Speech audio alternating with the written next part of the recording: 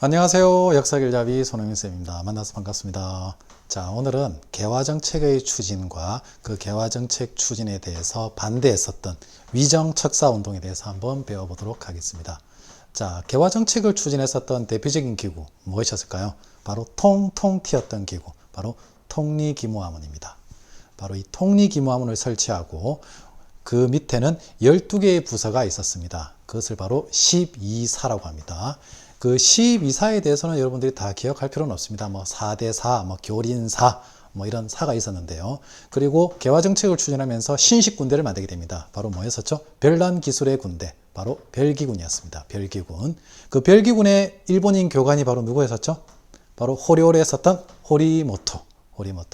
결국 이모군란 때 이 호리모토도 살해당하고 결국 이 별기군 공격을 받게 되죠. 그리고 이 개화정책을 추진하기 위해서는 사실 여러 다른 나라들은 어떻게 하고 있는지 좀 벤치마킹을 해야겠죠. 그래서 이 각종 사절단을 파견합니다. 일본에 보냈었던 그 사절단, 바로 무엇이 있었을까요? 바로 수신사, 그리고 조사시찰단. 그 수신사는 두 번 갑니다. 1차 수신사로는 김기수, 2차 수신사로는 김홍집. 그 김홍집이 시험에 좀 잘 나오는 편이죠. 바로 무슨 책을 가지고 들어왔다? 조선책략. 이 조사시찰단은 당시 개화정책을 추진하는 데 있어서 이 위정척사파들이 너무 반대를 하니까 약간 무슨 형식으로 보냈을까요? 민정을 시찰한다는 암행어사를 보낸다는 명분으로 암행어사 형식으로 보내게 됩니다. 그래서 이 부산에 모여가지고 일본으로 극비리에 출국하게 됩니다.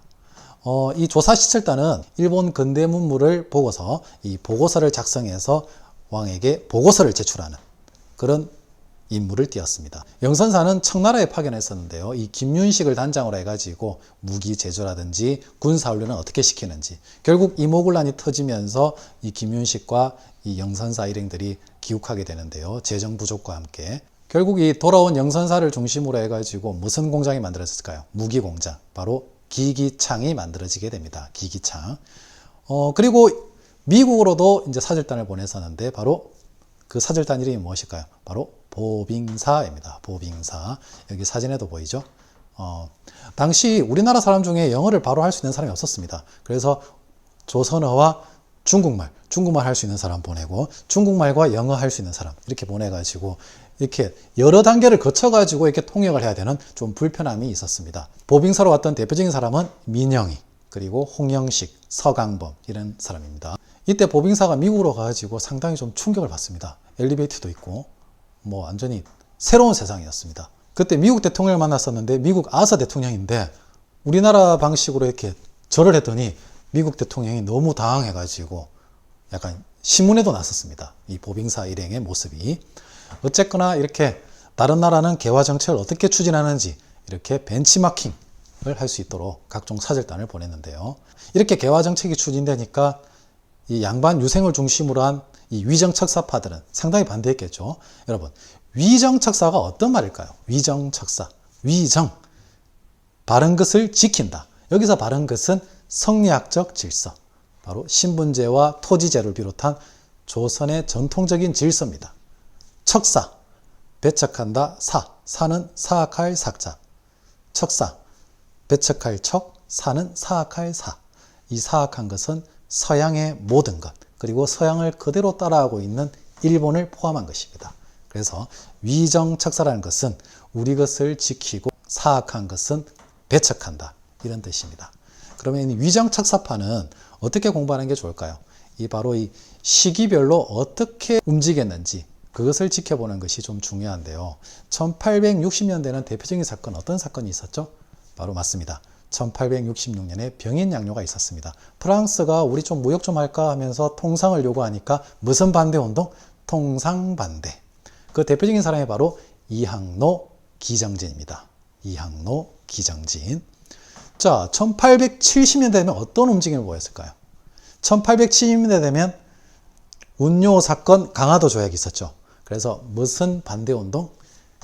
항구를 여는 것을 반대한다. 개항 반대운동이었습니다. 그 대표적인 사람이 바로 누구였죠? 바로 최익현입니다. 최익현. 선생님은 이 최익현 선생은 정말 대단하신 것 같아요. 자신의 의견을 갖다가 이렇게 피력하기 위해서 이 경복궁 앞에다가 딱 돗자리 깔고 그 옆에다가 도끼를 갖다가 딱 갖다 놓고 제 말이 이렇게 틀렸을 경우에는 이 도끼로 제 목을 치십시오 라는 어떤 그런 기계를 가지고 강화도 조약은 안 됩니다. 반대합니다. 자신의 어떤 생각을 소신껏 이야기하는 사람입니다. 근데 이 강화도 조약을 반대했었던 이 최익현 선생, 이렇게 터무니없는 이야기를 하는 것은 아닙니다. 대표적인 게 우리가 만들어내는 농산품은 유한한 것이고 저들이 만들어내는 공산품은 공장에서 찍어내는 것이기 때문에 무한한 것입니다. 그렇게 교육을 하게 되면 우리는 반드시 가난해질 것입니다. 이렇게 좀 약간 합리적인 이유를 들어서 상당히 반대를 하고 있습니다. 최익현 선생 같은 경우에는 일본 놈들 같은 경우에는 바로 무엇과 다를 바가 없다. 이 서양 양놈들하고 다를 바가 없다. 외양일체론을 이야기합니다. 외놈들이나 양놈들이나 일체 하나다. 그래서 이 강화도 조약을 요구하는 저 일본 당연히 물리쳐야 한다. 바로 이 개항 반대 운동을 주장합니다. 그리고 1880년대 되면 무슨 움직임을 펼쳤을까요? 바로 이 1880년에 그 2차 수신사로 일본을 갔다 왔었던 김홍집이가 무슨 책을 가지고 들어왔었죠? 바로 이 조선책략이라는 책을 가지고 들어옵니다. 그러면서 친중국, 결일본, 연미국, 러시아를 막기 위해서는 미국까지 끌어들여야 된다. 이렇게 개화 정책을 본격적으로 추진하려고 하니까 이 영남 유생 2만 손을 중심으로 해서 10,000명이나 합동 상소를 올리는데 바로 영남 만인소입니다. 여러분, 영남 유생 10,000명이면 손이 몇 개죠?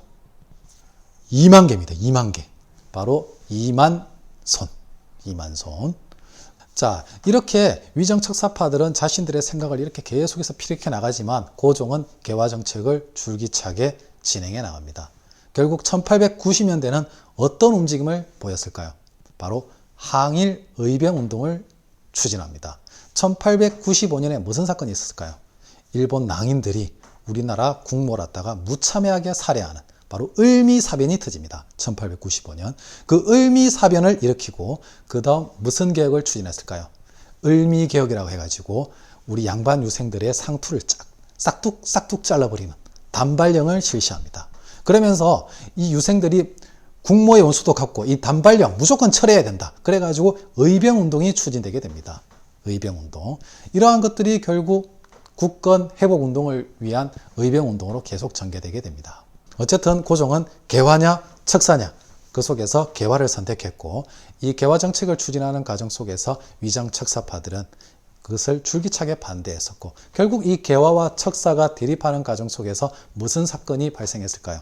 이모군란이라는 사건이 발생하게 됩니다. 그리고 이 위정척사파들의 어떤 60년대부터 90년대까지 어떠한 움직임을 보였는지 여러분들이 시간적 순서대로 좀 잘 이해하면 되겠습니다. 여러분 수고 많았습니다.